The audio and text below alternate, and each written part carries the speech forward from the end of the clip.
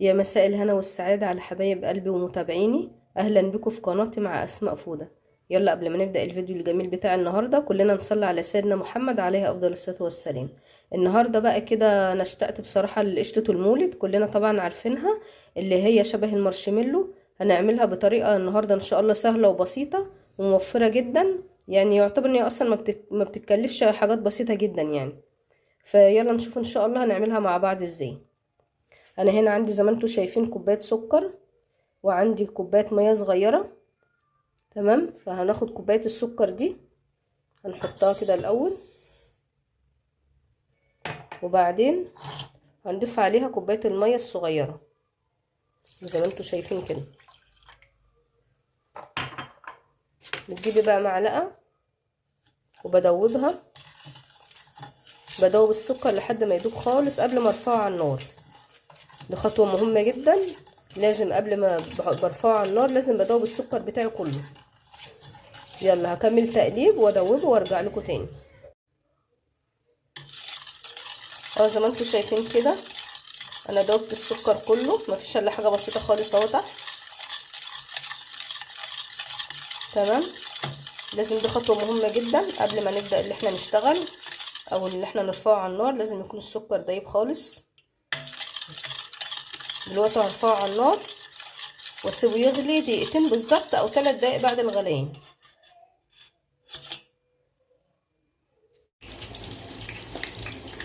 اهو زي ما انتم شايفين كده بسيبه بعد الغليان يعني حوالي دقيقتين بالظبط، مش اكتر من كده. دلوقتي انا هطفي عليه النار. دلوقتي انا حطيت حوالي 3 معالق جيلاتين اهو، معالق هرميه بشكل هرمي كده، تحطها مليانه كده بالشكل ده، وبحط عليها كوبايه ميه سخنه بالحجم ده مثلا. بفضي عليها الميه او ممكن يكون اقل من كوبايه اهو، وبقلب بقى كده بسرعه الجيلاتين.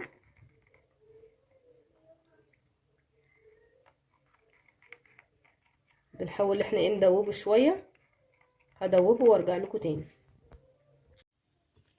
بجيب دلوقتي السيرب اللي انا كنت عاملاه في الاول، بفضيه كده في بوله،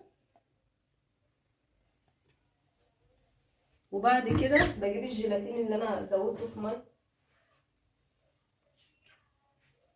وبعد كده بجيب الجيلاتين اهو اللي انا حطيته دوبته في ميه، بروح نازله على السيرب بتاعي. يبقى احنا كده حطينا حاجتين على بعض.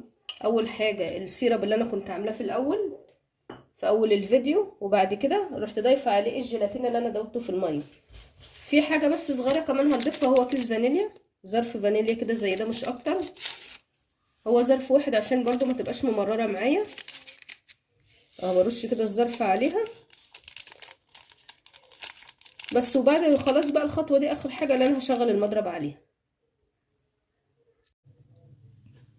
مبدأ اللي انا كده بضربه يا جماعه زي ما انتم شايفين.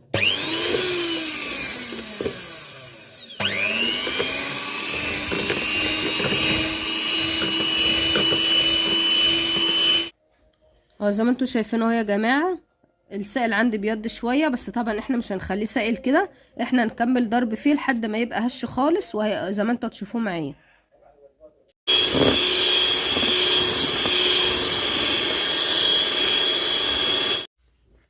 شايفين يا جماعه بنقعد نضرب فيها كده بالمضرب لحد ما بتوصل للقوام ده.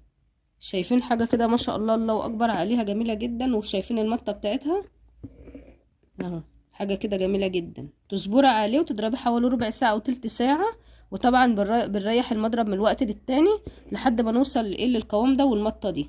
يلا بقى ما نفضيه في الصينيه بتاعته.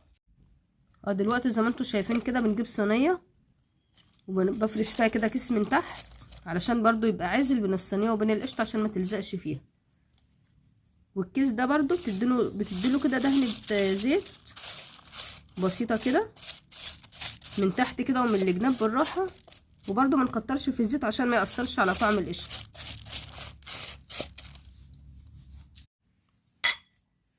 تحت بقى كده في الصينيه من تحت بعد ما دهنت كده زيت بسيط جدا عشان بس يبقى عازل، برش بقى زبيب وجوز هند كده، اي مكسرات انت حباها، ممكن برضو فستق مبشور ولا حاجه، بس انا المتوفر عندي زبيب وجوز هند. بفرش كده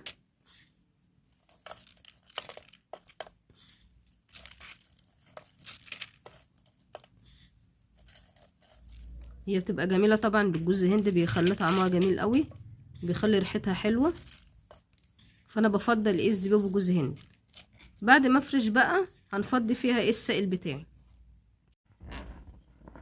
بعد كده هنزل بالسائل كده عندي زي ما انتوا شايفين كده.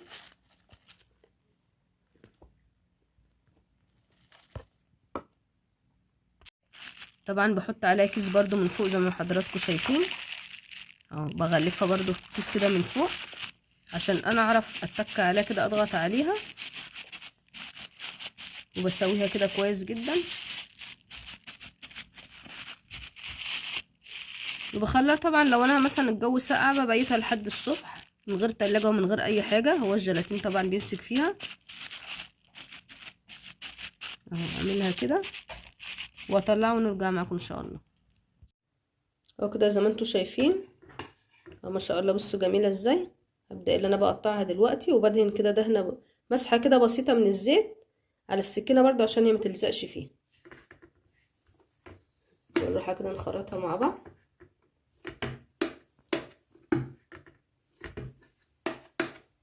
حاجه كده جميله ونضيفه موفره جدا، طبعا انضف واوفر من بره بكتير، وحاجه كده انت عاملاها على ايدك وعارفه مقاديرها وعامله كل حاجه ايه على نظافه.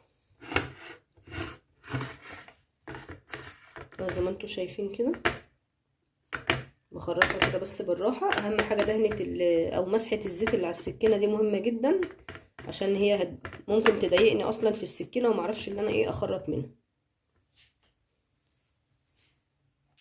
زي ما انتوا شايفين كده انا خرطتها، شايفين جميله ازاي ولونها زي القشطه، وشايفين المطه. طبعا كده احنا عرفنا طريقتها مع بعض، ممكن نعملها في اي وقت في السنه، مش شرط يكون ميعاد المولد النبوي. موجوده عندي في البيت، مقاديرها بسيطه جدا واوفر من بره بكتير. ما تنسونيش بقى بالتعليقات الحلوه وتشجيعكم ليا وتعليقاتكم اللي فعلا بفرح بها جدا. ويا رب يكون الفيديو ده عجبكم، ونتقابل ان شاء الله في فيديو جديد، والسلام عليكم ورحمه الله وبركاته.